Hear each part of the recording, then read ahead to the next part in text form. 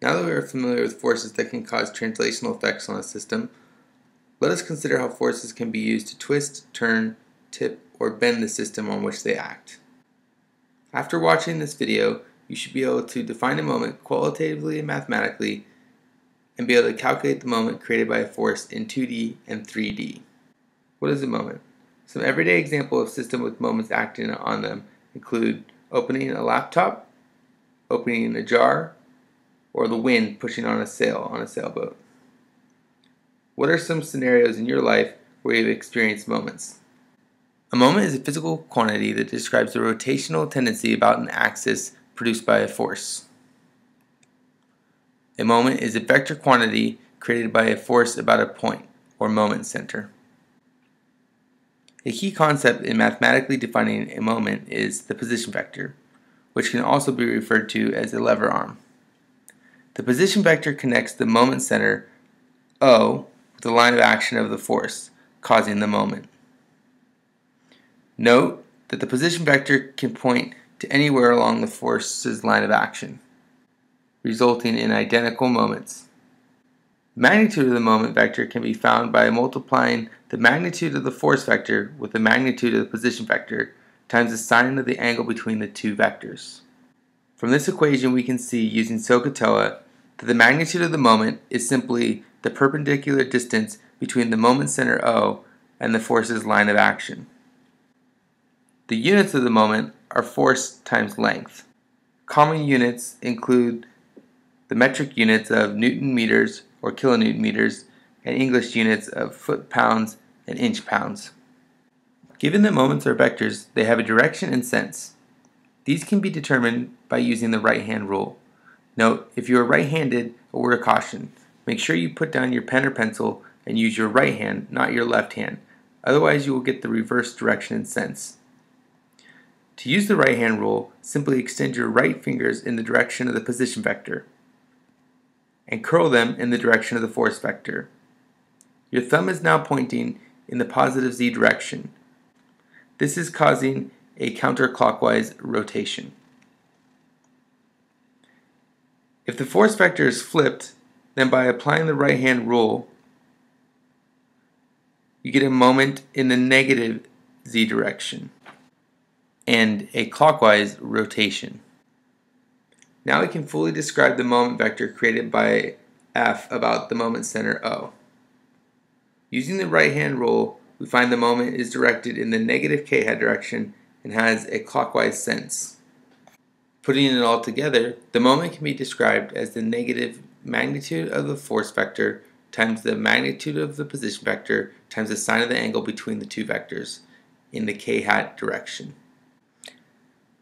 A very powerful and convenient mathematical tool for determining moments is the cross product. The moment about the moment center O from the force F can be determined by taking the cross product of the position vector R with the force vector F. Recall that the cross product is defined as the magnitude of the force vector times the magnitude of the position vector times the sine of the angle between the two vectors in the direction perpendicular to both vectors. Note that the moment created by the force vector about the moment center O is given by R cross F and not F cross R. Now for a quick review on the cross product, which we previously covered in Lecture 2. The cross product of two arbitrary vectors A and B results in a third vector, let's call it C, whose magnitude is given by the magnitude of vector A times the magnitude of vector B times the sine of the angle between the two vectors. The direction of vector C can be determined by the right-hand rule, which can be accomplished by pointing the fingers of your right hand along vector A and rolling them in the direction of vector B. Your thumb is now pointing in the direction of vector C. When A and B are given in Cartesian coordinates, the cross product can be found by taking the determinant of the following 3x3 matrix. We fill in the top row with the unit vectors I, j, and k. The second row is filled in with the components of vector A. The third row is filled in with the components of vector B. The determinant is computed by the following formula: AY times BZ minus AZ times BY I hat minus AX times BZ minus AZ times BX J hat plus AX times BY minus AY times BX K hat.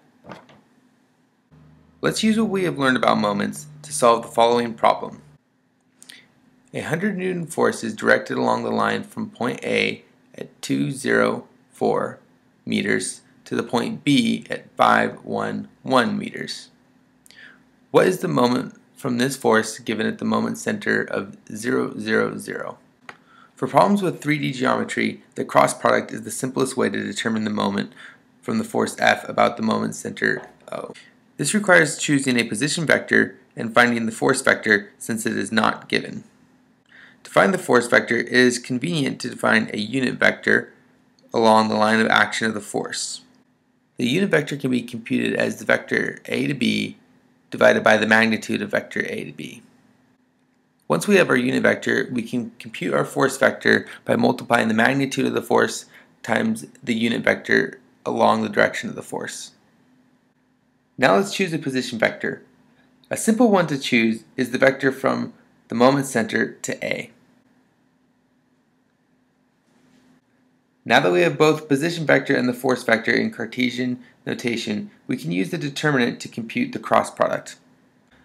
Filling in the 3x3 determinant with the I, J, K vectors in the top row, the components of the R vector on the second row, and the components of the force vector on the third row, we can compute the moment as follows. We find the moment due to the force about the point O is negative 91.6 Newton meters in the I hat direction, 412 Newton meters in the J hat direction, and 45.8 Newton meters in the K hat direction. This moment is both perpendicular to the position vector and the force vector. In this video, we have learned that a moment is a physical quantity that describes the rotational tendency about an axis to produce a force. The position vector can be any vector emanating from the moment center and terminating at any point along the given force's line of action. The direction and sense of a moment can be determined using the right-hand rule. The magnitude of the moment is found by multiplying the force times the perpendicular distance from the moment center to the force's line of action. Finally, the moment can be computed as the position vector crossed with the force vector.